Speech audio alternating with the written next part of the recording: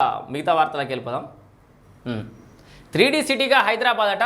HMDA సన్నాహాలు, ముంబైలో అధికారుల బృందం అధ్యయనం, త్వరలోనే కమిషనర్కు నివేదిక అని చెప్పేసి కూడా చెప్తున్నారు. ఒకసారి 5వ పేజీలో దానికి సంబంధించిన వార్త ఉంది, చూద్దాం మనం. హెచ్ఎండిఏ సన్నాహాలు, ముంబైలో హెచ్ఎండిఏ అధికారుల బృందం అధ్యయనం, త్వరలోనే కమిషన్కు నివేదిక. సో అంటే మన హైదరాబాద్ అనేది ఇట్లా 3Dలో కనిపిస్తాను అన్నట్టు క్లియర్గా. సో ప్రపంచంలో వస్తున్న సరికొత్త టెక్నాలజీని వాడుకొని మారుతున్న కాలానికి అనుగుణంగా అప్డేట్ కావడానికి ప్రభుత్వం చర్యలు తీసుకుంటున్నది.